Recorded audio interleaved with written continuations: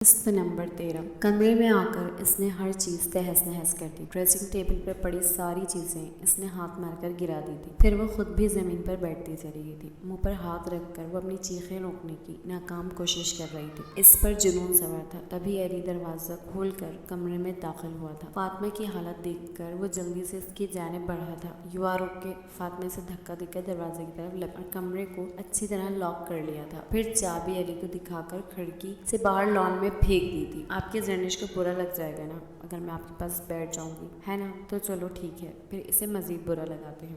آج رات آپ اسی روم میں رکیں گے، یہی سزا ہے آپ۔ فاطمہ جنونی انداز میں بولتی جا رہی تھی۔ علی مسکرا دیا۔ لیکن میں اتنے میسی روم میں کیسے رکوں گا؟ اس گن کو ہٹاؤ پہلے۔ علی آرام سے کہہ کر بیڈ پر بیٹھ گیا۔ یہ سزا ہے آپ کی، آپ کو شوق سے نہیں رکھا میں نے یہاں۔ وہ غرائی تھی۔ No problem. علی اٹھ کر خود ہی کمرے کی حالت بہتر کرنے لگا۔ فاطمہ صوفے پر بیٹھی اس کو گھورتی رہی تھی۔ علی نے سارا گن ایک کونے میں جمع کر دیا تھا۔ پھر وہ واش روم سے فریش ہو کر نکلا اور بیڈ پر دراز ہونے لگا۔ فاطمہ نے اس کو روک دیا۔ نو نو، بیڈ پر نہیں، یہاں آؤ، صوفے پر۔ اس نے صوفے کی طرف اشارہ کر کے حکم دیا تھا۔ صوفے پر لیٹ کر کمر میں درد ہونے لگتا ہے۔ علی نے مسکین صورت بنائی تھی۔ آئی ڈونٹ کیئر، فاطمہ غصے سے کہہ کر کھڑکی سے باہر جھانکنے لگی تھی۔ علی قدم قدم چلا اس کے قریب آیا تھا۔ یہ ظالم کب سے ہو گئی ہو؟ اس نے غصے سے مڑ کر علی کی طرف دیکھا تو وہ اس کے سینے سے جا ٹکرائی تھی۔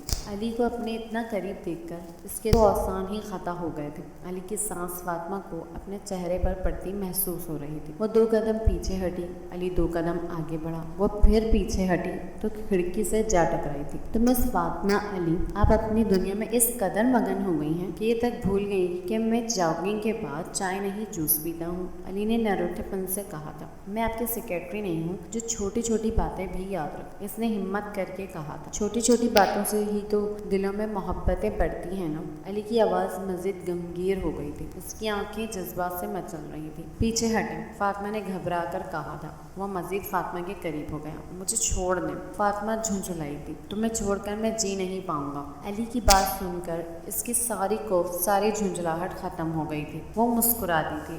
علی نے زندگی کی پہلی مہر محبت اس کے ماتھے نصب کی تھی۔ صبح فاطمہ کی آنکھ کھلی تو اس نے خود کو علی کی مضبوط باہوں کے حصار میں پایا تھا۔ اسے بے انتہا لاج آئی تھی۔ علی کی آنکھیں بند تھیں۔ وہ بڑا غور سے علی کے چہرے کا جائزہ لینے لگی تھی۔ اس کی گھنی پلکیں لرز رہی تھیں، ماتھے پر بال بکھرے ہوئے تھے۔ ستون آنکھ غرور سے کھڑی تھی۔ مجھے نظر لگانے کا ارادہ ہے کیا؟ علی نے خوابیدہ آواز میں کہا تو فاطمہ کا سانس تک اٹک گیا تھا۔ نہیں، وہ دراصل میں نے چابی لان میں پھینک دی تھی۔ آپ آفس کیسے جائیں گے؟ لاک دروازے کو اندر سے کھولنے کے لیے کسی قسم کی چابی کی ضرورت نہیں پگلی۔ علی نے اتنا کہہ کر مزید اس کے گرد اپنی باہوں کا حصار تنگ کر لیا تھا۔ اگر میں کسی مرد کے ساتھ یوں رات گزار کر آتی تو بد کردار ٹھہرائی جاتی، لیکن آپ ایک عورت کے پاس سے آئے ہیں تو سب آپ کو 2 بیویوں میں انصاف کرنے پر پھولوں کے ہار پہنائیں گے۔ علی جیسے ہی کمرے میں آیا، زرنش نے اس پر لفظوں کی بمباری کر دی تھی۔ علی کے چہرے پر سایہ سا لہرایا تھا۔ وہ قدرے ضبط سے بولا،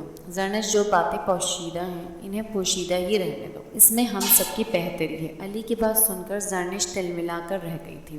آفس آ کر علی کو اپنے سخت رویے کا احساس ہوا تھا، اس لیے اس نے زرنش کو میسج کیا۔ ڈنر پر چلیں۔ تھوڑی ہی دیر بعد زرنش کا بھی جواب آ گیا تھا۔ کیوں نہیں؟ علی جانتا تھا وہ زیادہ دیر اس سے ناراض نہیں رہ سکتا۔ علی مسکرا دیا تھا۔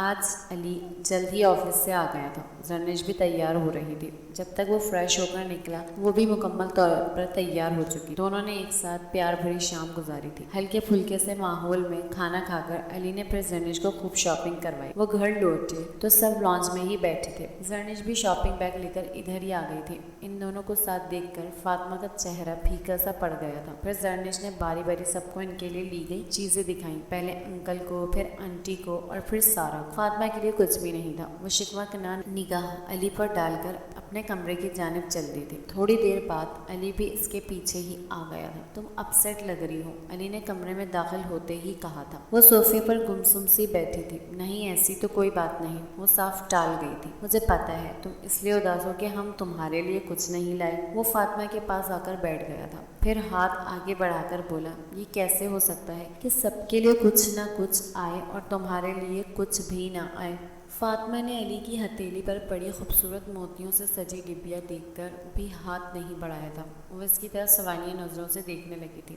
علی نے ڈبیا کھول کر خوبصورت سی نفیس سی ہیرے کی انگوٹھی فاطمہ کی طرف بڑھائی تھی. علی، یہ تحفہ ہے یا چوری؟ تحفہ سب کے سامنے دیا جاتا ہے، اس طرح چوری چھپ کے نہیں، فاطمہ نے بظاہر مسکرا کر کہا تھا، مگر اس کے لہجے میں بلا کا غم سمایا تھا. فاطمہ، میری مجبوری بھی سمجھنے کی کوشش کیا کرو. علی نے انگوٹھی واپس ڈبیا میں ڈال دی تھی. آپ کی یہ مجبوری ہے کہ اگر آپ نے مجھے تحفہ دیا تو زرنش ناراض ہو جائے گی. گویا آپ پر صرف اس کا ہی حق. سارا کے ہر وقت کے لیکچر کے بعد اب اسے بھی تھوڑی بہت عقل آ گئی تھی. مجھ پر سب سے زیادہ تمہارا حق ہے فاطمہ، لیکن کچھ مصلحتیں ہیں جو میرے ہاتھوں کو باندھے ہوئے ہیں. علی اٹھ کر کمرے سے باہر جانے لگا تھا. اور سب سے بڑی مصلحت سرنش کی محبت ہے نا؟ اس نے نہ جانے کیوں پوچھ لیا تھا. وہ جانتی تھی جواب کی روح تک گھائل کر دے گا. ہاں، اور میری محبت وہ کسی گنتی میں نہیں آتی؟ اس نے اداسی سے پوچھا تھا. علی نے مڑ کر چند لمحے اس کی اداس آنکھوں میں جھانکا تھا. شاید آنکھوں کی زبانی وہ آنکھوں کو کچھ کہہ رہا تھا.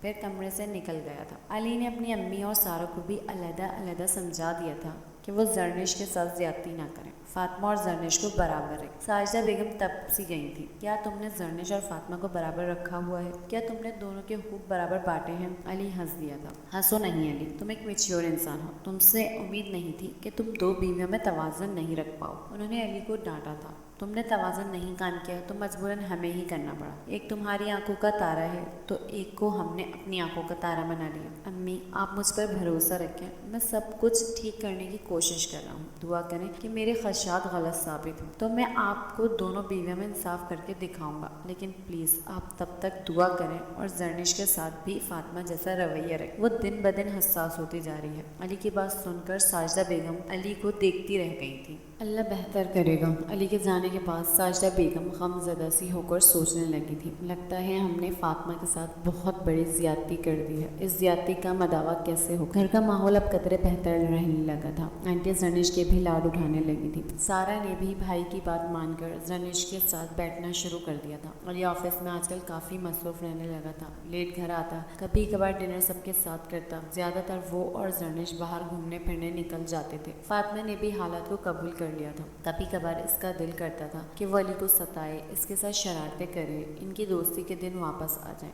لیکن 2 ہفتے پہلے اس کی شرارتوں کے نتیجے میں علی اور فاطمہ کا جو ریلیشن بن گیا تھا، اس کے بعد اس میں کسی قسم کی ہمت نہیں رہی تھی کہ عزت نفس ہر چیز پر مقدم آ گئی تھی. وہ نہیں چاہتی تھی کہ علی اس کی ان شرارتوں کو کچھ اور سمجھ کر پھر سے حق دینے چلا آئے. البتہ اب اس نے دل سے علی کے لیے موجود ہر گلہ شکوہ ختم کر دیا تھا کہ اس طرح سکون تو اس کا اپنا ہی غارت ہوتا تھا. علی سے جب بھی بات ہوتی وہ ہمیشہ مسکرا کر ہی کرتی تھی کہ اب اپنے چہرے پر غمزدہ کا لیبل لگا لگا کر وہ خود بھی تنگ آ چکی تھی. فاطمہ اپنے کمرے میں کھڑکی کا پردہ سرکائے کھڑی تھی. باہر جھانکتی اس کی آنکھیں مزید خالی ہوتی جا رہی تھی. وہ دور کسی دنیا میں کھوئی ہوئی تھی.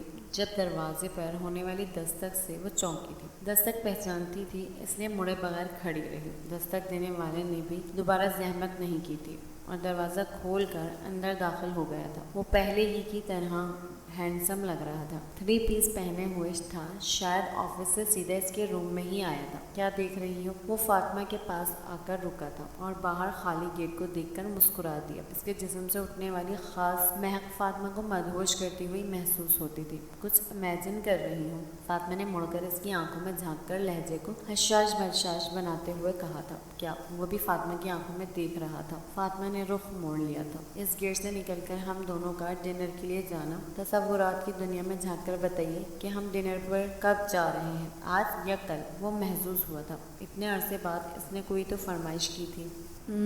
اس نے ایک ادا سے کھڑکی کی باہر پھر سے دیکھنا شروع کر دیا تھا. کل. اس کا جواب سن کر علی مسکرایا تھا. آج کیوں نہیں؟ کیونکہ آج میں نے اور سارا نے بڑی محنت سے خاص کر آپ کے لیے ڈنر تیار کیا ہے. اب وہ علی کی طرف رخ کر کے کھڑی ہو گئی تھی. اچھا جی، تو آپ نے کیا بنایا ہے؟ وہ اپنے مخصوص اسٹائل میں بولتا فاطمہ کے دل میں اترتا جا رہا تھا. رائتا اور سلاد. اس نے پھسلا کر کہا تھا. ہاں، کافی پروگریس کر لی ہے. گڈ.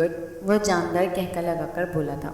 اچھا اب میں ذرا فریش ہو جاؤں، ڈنر پر ملتے ہیں، وہ مسکرا کر کہتا باہر نکل گیا تھا۔ فاطمہ کو ایسا لگا جیسے وہ اپنے ساتھ اس شام کی اداسی بھی لے گیا تھا، وہ بھی مسکرا کر رہ گئی تھی۔ شام میں فاطمہ اور سارہ حسب معمول کھانے کی ٹیبل سیٹ کرتی باتیں کرتی رہیں۔ جب فاطمہ نے آج کی رودات سارہ کو سنائی تھی، انسان سے تب تک ہی خوش رہ سکتا ہے جب تک اس کی دل کی ڈور اس کے اپنے ہاتھ میں ہو۔ یہاں دل کی ڈور کسی کو تھمائی، وہاں دل کی خوشی گئی۔ محبوب مسکرا کر بات کر لے تو زندگی جنت کا باغ معلوم ہونے لگتی ہے، محبوب بات نہ کرے تو زندگی کانٹوں کی سیج بن جاتی ہے۔ سارہ فاطمہ کو بار بار مسکراتا دیکھ کر دل ہی دل میں سوچ رہی تھی۔ سب گھر والے آ کر کھانے کی میز پر بیٹھ چکے تھے۔ فاطمہ اب زرنش سے گھبراتی نہیں تھی، اس نے اس کو نظر انداز کرنا سیکھ لیا تھا۔ بریانی، کباب، سلاد، رائتہ ٹیبل پر سج چکا تھا۔ سب نے اپنی اپنی ضرورت کے مطابق اپنی پلیٹ میں کھانا ڈال لیا تھا۔ سب سے پہلے انکل نے بریانی کی تعریف کی تھی، پھر آنٹی اور زرنش نے۔ کسی کو بھی یقین نہیں آ رہا تھا کہ سارہ نے پہلی بار بریانی بنائی ہے اور وہ بھی اتنی زبردست۔ جب سب تعریف کر کے خاموش ہو گئے تب علی بولا تھا،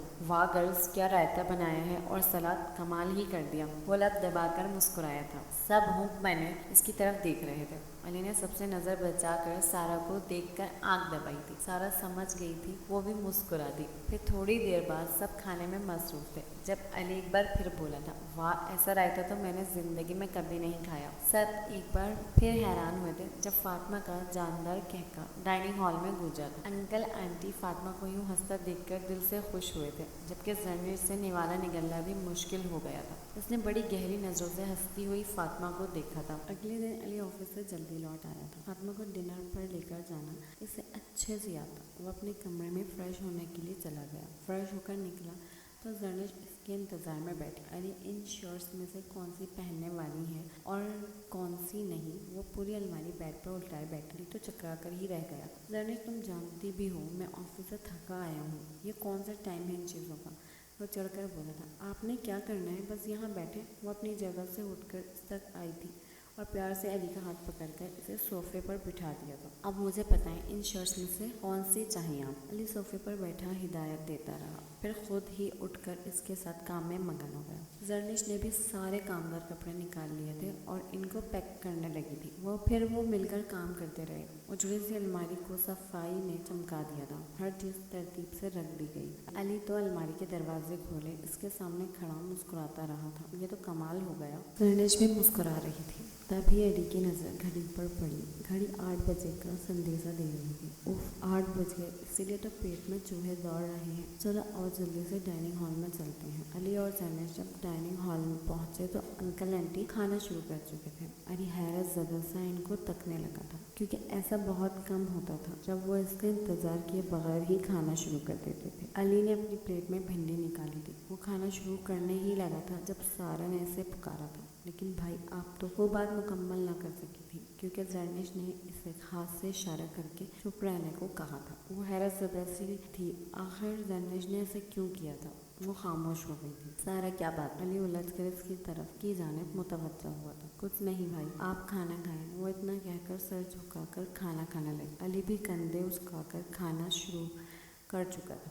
فاطمہ بلیک کلر کا ڈیزائنر ڈریس پہنے ہوئے، سنہری بال کھول کر پیچھے ڈالے ہوئے تھے، ہلکا پھلکا نیوڈ سا میک اپ کر رکھا تھا، بلا شبہ وہ بہت حسین لگ رہی تھی۔ وہ کمرے میں ٹہل کر علی کا انتظار کر رہی تھی، کبھی آئینے کے سامنے کھڑی ہو کر اپنا جائزہ لیتی، کبھی گھڑی کو دیکھتی۔ 8:05 ہو چکے تھے جب اس نے آخری بار آئینے پر نظر ڈالی اور کمرے سے باہر نکل آئی۔ ڈائننگ ہال سے انکل کی آواز آ رہی تھی، وہ اس جانب بھی بڑھ گئی تھی۔ مجھے بھی بھوک لگی ہے لیکن علی پتہ نہیں کہاں رہ گئے ہیں، اس نے ہال میں جھانک کر کہا تھا۔ پھر ہال میں داخل ہوئی تو لاشعوری طور پر نگاہ علی کی کرسی کی جانب اٹھی تھی اور اٹھنے والی نگاہ پھر جھک نہیں سکی تھی۔ علی اپنی کرسی پر برا جمع بڑے مزے سے بھنڈی کھا رہا تھا۔ فاطمہ کی بات سن کر وہ بھی شکا رہ گیا تھا۔ فاطمہ کے چہرے پر ایک رنگ آ رہا تھا اور ایک رنگ جا رہا تھا، یہ آنکھوں میں سرخی بڑھنے لگی تھی۔ وہ بس چپ چاپ علی کو دیکھتی رہی تھی، لب سیے مگر اس کی آنکھوں میں طوفان ٹھاٹے مار رہے تھے۔ علی اپنی نشست سے اٹھا تھا۔ فاطمہ اینڈ سور، وہ کچھ کہنے ہی لگا تھا جب فاطمہ نے ہاتھ اٹھا کر اسے کچھ کہنے سے روکا تھا۔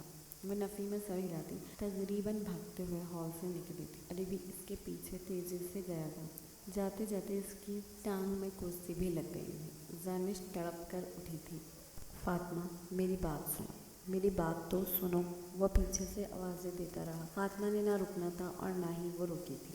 علی بڑی دیر اس کے کمرے کا دروازہ پیٹتا رہا مگر اس نے دروازہ نہ کھولا اور فاطمہ نے دروازہ نہیں کھولا تھا۔ علی بھی بھوکا ہی اپنے کمرے میں چلا گیا تھا۔ پیچھے ہی زرنش بھی اٹھ کر چلی آئی تھی۔ علی جو ہو گیا سو ہو گیا، اب آپ تو کھانا کھا لیں۔ زرنش علی کے پہلو میں آ بیٹھی تھی۔ نہیں مجھے بھوک نہیں ہے، تم جا کر کھا لو، علی نے نرمی سے کہا تھا۔ لیکن علی، میں نے کہا نا مجھے بھوک نہیں ہے، علی نے اب اس کو سخت لہجے میں کہا تھا۔ زرنش خاموشی سے اٹھ کر کمرے سے باہر چلی گئی تھی۔ سامنے ہی لانچ میں سارا بیٹھی تھی۔ زرنش کو دیکھ کر وہ کڑے تیوروں کے ساتھ اس کی جانب بڑھی تھی۔ آخر آپ نے یہ سب کیوں کیا؟ میں صرف اتنا جاننا چاہ رہی تھی کہ علی کی زندگی میں فاطمہ کی کیا حیثیت ہے، زرنش نے معصومیت سے کہا۔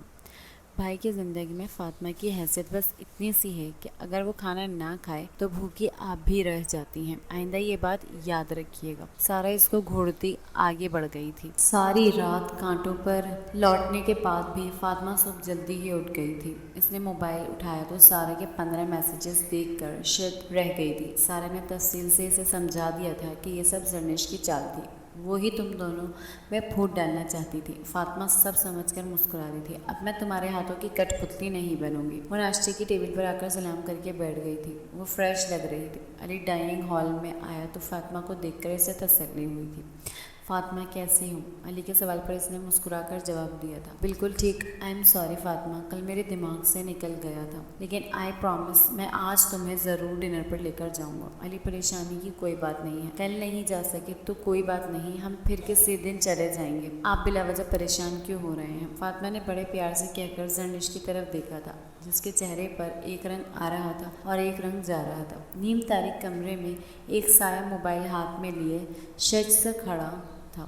وہ انگوٹھے کو حرکت دیتا واٹس ایپ پر موجود ان گنت میسیجز دیکھ رہا تھا۔ اچھا تو تم سدھرو گی نہیں؟ اس سائے نے موبائل واپس بیڈ پر پٹخ دیا تھا۔ 2 دن بعد آخرکار علی اور فاطمہ ایک ریسٹورینٹ میں بیٹھے کھانا کھا رہے تھے۔ علی آج اپنی عادت کے برخلاف بولتا چلا جا رہا تھا۔ فاطمہ اس کے ایک ایک حرف کو دل میں بساتی جا رہی تھی۔ فاطمہ، جب ہماری شادی ہوئی تو اس فیصلے کے حق میں بالکل بھی نہیں تھا۔ تم بہت معصوم سی لاپرواہ سی لڑکی تھی، میری بہت عزیز دوست، اور میں ایک ٹوٹا ہوا شخص۔ میں نہیں چاہتا تھا کہ تم اپنا بھول پن ایک دکھی شخص کو حوصلہ دیتے دیتے گنوا دو۔ تم بھی تو راضی نہیں تھی نا اس شادی سے، لیکن چند دنوں بعد ہی میں نے تم میں اچھا خاصا بدلاؤ دیکھا۔ تم نے میرے ساتھ ایڈجسٹ ہونے کی کوشش کی تھی۔ علی کھانا کھا چکا تھا۔ نیپکن سے منہ پوچھ کر بل ادا کر کے وہ ریسٹورینٹ کے اوپن ایریا میں آ کر چہل قدمی کرنے لگے تھے۔ فاطمہ، تم میں ایک خوبی ہے، شاید تم بھی نہیں جانتی اس کے بارے میں، مجھے بھی شادی کے بعد ہی معلوم ہوئی تھی۔ وہ کیا؟ فاطمہ نے علی کی گہری آنکھوں میں ڈوب کر استفسار کیا تھا۔ تم ہر طرح کے ماحول میں ایڈجسٹ کر لیتی ہو، فاطمہ مسکرا دی تھی۔ تمہیں معلوم ہے فاطمہ، جن دنوں تم میری طرف بڑھ رہی تھی ان دنوں میں خود سے بیگانہ ہوتا چلا جا رہا تھا۔ مجھے معلوم تھا کہ میں تمہارے ساتھ زیادتی کر رہا ہوں، مگر میں بے بس تھا۔ چند سوال تھے جو مجھے پریشان کیے ہوئے تھے، جن کا جواب زرنش کی کال کے بعد ہسپتال جا کر ملا تھا۔ وہ میری منقوہ تھی فاطمہ، میرا اور اس کا رشتہ محبت کا تھا۔ فاطمہ کا چہرہ سرخ ہو گیا تھا۔ علی نے بات جاری رکھی۔ پھر میں اس کو بیچ منجھدار لوگوں کے تانے سننے کے لیے کیسے چھوڑ سکتا تھا؟ تم میرے اس فیصلے کے بعد ٹوٹ گئی تھی۔ تم نے خود کو مجھ سے دور کر لیا تھا اور میں نے بھی ایسا ہونے دیا تھا۔ میں چاہتا تھا کہ تم اپنے حق میں کوئی فیصلہ کر لو، لیکن تم مجھے چھوڑنے میں ناکام رہی تھی۔ مجھے معلوم ہو گیا تھا کہ تمہاری خوشی مجھ سے ہی منسلک، لیکن میں پھر بھی تم سے انجان بنا رہا کیونکہ ایسا کرنا میری مجبوری تھی۔ علی سانس لینے کو رکا تھا۔ اور آپ کی مجبوری زرنش تھی؟ ہاں فاطمہ، میری مجبوری زرنش۔ عجیب سی اذیت فاطمہ کے وجود میں سرایت کر گئی تھی۔ تمہیں پتہ ہے فاطمہ، جب تمہیں تکلیف دی میں خود کتنی اذیت میں رہا، تم اندازہ بھی نہیں کر سکتی۔ مجھے معلوم ہو گیا تھا کہ کیسے حالات ہوں، تم مجھے چھوڑ کر کبھی نہیں جا سکتی۔ تم مجھ سے لڑ لو گی، جھگڑ لو گی، لیکن میرے ساتھ ہی رہو گی، اور اسی لیے آپ نے میری کمزوری کا فائدہ اٹھایا۔ اس کی آواز میں اداسی تھی۔ ایسا ہی سمجھ لو، علی نے مسکرانے کی کوشش کرتے ہوئے کہا۔ لیکن اس دن جب تم لان میں بیٹھی سارا سے کہہ رہی تھی کہ تم مجھے چھوڑ کر چلی جاؤ گی، تم ایک بے قرار ہو گیا تھا فاطمہ۔ تمہارے بغیر گزارا تو میرا بھی نہیں ہے۔ فاطمہ نے حیرت سے علی کی طرف دیکھا تھا۔ علی مزید گویا ہو، اس رات جب میں دیر سے آیا تھا تو یہی فیصلہ کر کے آیا تھا کہ اب مزید خود غرض نہیں بنوں گا۔ تم مجھ سے دور جانا چاہتی ہو تو میں تمہیں دور جانے دوں گا، لیکن دور جانے کے فیصلے کے بعد تم مزید میرے قریب آ گئی تھی. تم میرے ساتھ شرارتیں تو کرتی مگر بڑی اذیت میں تھی کہ فیصلہ تم سے ہو نہیں پا رہا تھا. میں نے حالات کو تم پر مزید تنگ کر دیا, تم سے بدتمیزی بھی کرنے لگا تاکہ تمہیں بھی فیصلہ کرنے میں آسانی ہو جائے اور مجھے بھی معلوم ہو جائے کہ تم کہاں تک میرے ساتھ چل سکو گی. اس رات ہر حد پار کر کے تمہیں غصہ چڑھایا تھا اور پھر تمہارے پیچھے آ کر تمہارا فیصلہ جاننا چاہا. تمہاری محبت روز روشن کی طرح آیا تھی. تم نے تب بھی مجھ سے جدائی کا نہیں کہا تھا بلکہ مجھے خود سے مزید قریب کرنے کا سامان کر لیا تھا. میں تمہارا فیصلہ جان چکا تھا لیکن تم اپنی فیلنگ سے تب بھی انجان تھی. اسی لیے تمہیں ساتھ یا جدائی کے فیصلے کی لٹکتی تلوار سے نجات دلانے کے لیے تمہیں تمہارا حق زوجیت ادا کیا تھا. پھر علی چہل قدمی کرتا ہوا ایک دم رکا اور فاطمہ کے سامنے آ گیا. مجھے معلوم ہے تم مجھ سے بہت محبت کرتی ہو. میری ایک بات مان لو, تم اپنی اس محبت کے بدلے میں مجھ سے منسلک لوگوں کی عزت کیا کرو. ہو سکے تو یہ کوشش بھی کرنا کہ تمہاری وجہ سے زرنش کو کبھی کوئی دکھ نہ پہنچے. علی کی بات سن کر وہ اندر تک گھائل ہو گئی تھی مگر اس نے سب بات میں سر ہلا دیا تھا. فاطمہ علی کی باتوں سے مطمئن ہو گئی تھی. علی نے اس کے ساتھ جیسا بھی رویہ رکھا تھا ہر بار اس کا ہی اچھا سوچا تھا مگر زرنش کے لیے علی کی والہانہ محبت اس کے اندر خلا پیدا کر گئی تھی. اسے رہ کر علی کے الفاظ یاد آ رہے تھے. کتنی فکر تھی نا علی کو اس کی باتوں سے. فاطمہ نے یہ اندازہ لگایا تھا کہ علی کی زندگی میں اس کی اہمیت ہمیشہ زرنش سے کم ہی رہے گی. اسے علی کی محبت توجہ تو ملے گی مگر زرنش سے بچی کچھ. مگر وہ اسی میں خوش تھی کہ علی کا ساتھ تو مس آئے گا, بٹا ہوا ہی صحیح مگر وہ اس کا ہی رہے گا کہ اب جدائی کا ان میں کیا کام تھا. یہ اس دن کی بات ہے جب آسمان نے خوب مینا برسایا تھا. ہر طرف جل تھل ہو چکی تھی. علی نے فاطمہ کو پکوڑے بنانے کا میسج کیا تھا. وہ سارے کے ساتھ مل کر خوشی خوشی پکوڑے بنا رہی تھی کہ خود تو اس کو یہ کام آتا نہیں تھا. پیس بن چکا تھا. اب بس علی کا انتظار تھا کہ وہ کب آئے اور پکوڑوں کو تلا جا سکے. وہ ٹھنڈی ہوا کھانے لان میں آئی تھی. جب اس کے کانوں میں زرنش کی آواز پڑی تو وہ کسی بات پر ہنس کر لوٹ پوٹ ہو رہی تھی. فاطمہ درخت کے پیچھے چھپ کر کھڑی ہو گئی تھی. کہاں امی؟ علی تو اس پر ترس کھا کر 2 گھڑی بات کر لیتا ہے. اس نے مجھے بتایا ہے کہ وہ تو شروع سے ہی علی پر ڈورے ڈال رہی تھی مگر اس نے ہی کبھی گھاس نہیں ڈالی بیچاری کو. فاطمہ کا چہرہ اپنی تسدید پر سرخ پڑ گیا تھا. زرنش پھر ہنس رہی. امی اس نے مجھے فاطمہ کے خط بھی دکھائے. کچھ 7ویں کلاس میں لکھے تھے تو کچھ اس سے بھی پہلے. اب اتنی دیر سے پیچھے پڑی ہوئی ہے ان کے تو وہ کیا کریں. پھر اپنا حق مانگ مانگ کر تھک گئی تھی تو انہیں مجبوری میں دینا ہی پڑا. وہ کچھ دیر کے لیے خاموش ہو گئی. جی علی نے خود بتایا مجھے کیسے وہ بار بار اپنے حق کا مطالبہ کر رہی. اب مزید فاطمہ سے وہاں کھڑا نہیں رہا گیا. وہ لان سے بھاگتے ہوئے لانچ میں داخل ہو گئی تھی. تھوڑی ہی دیر بعد فاطمہ سوچی ہوئی آنکھوں کے ساتھ سیڑھیاں اتر رہی تھی. اس کے ہمراہ چھوٹا سا بیگ بھی تھا. لانچ میں انکل آنٹی سمیت سب ہی افراد موجود تھے. علی حیران سا فاطمہ کو دیکھتا ہوا آگے بڑھا. کیا ہوا ہے فاطمہ, کہاں جا رہی ہو؟ علی کا سوال سنتے ہی فاطمہ پر جنون سوار ہو گیا تھا. اس نے ایک زناٹے دار تھپڑ علی کے گال پر رسید کیا تھا. یہ ہے تمہارے سوال کا جواب, گھٹیا انسان, وہ چلائی تھی. انکل آنٹی سارا اور زرنش کو تو سانپ ہی سونگھ گیا تھا. میں اپنی زندگی کے ان تمام لمحوں پر لعنت بھیجتی ہوں جو میں تمہارے ساتھ گزرے. وہ حلق کے بل چلا رہی تھی جبکہ آنکھوں سے آنسو تواتر گر رہے تھے. علی گال پر ہاتھ رکھے پھٹی پھٹی نظروں سے فاطمہ کو دیکھ رہا تھا. میں تم جیسے انسان کے ساتھ ایک لمحہ اور نہیں گزار سکتا جسے اپنی بیوی کی پرائیویسی کا ذرا سا بھی لحاظ نہ ہو, جو لوگوں کو ہر بات بتاتا پھر رہا ہو. مجھے تم سے طلاق چاہیے. آئی سمجھ طلاق, وہ چلا کر کہتی ہوئی آگے بڑھ گئی تھی. سارا نے فاطمہ کے پیچھے جانا چاہا مگر علی نے اسے روک دیا. پھر وہ خود بھی بھاگتا ہوا کمرے کی جانب بڑھ گیا. دروازہ دھاڑ کی آواز سے بند کر کے وہ اندر سے لاک لگا چکا تھا.